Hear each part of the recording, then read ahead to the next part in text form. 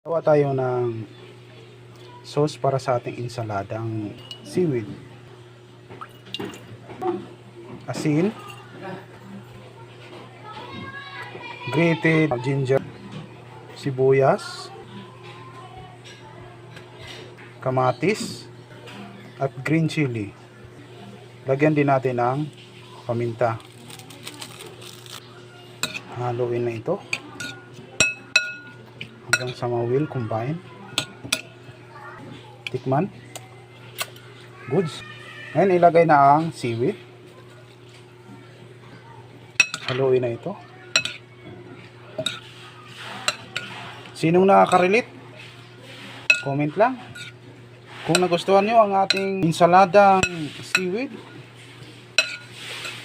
pa-share naman para mas maraming makita at gagawa nito.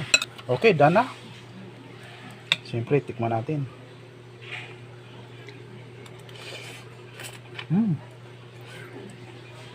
Sarap.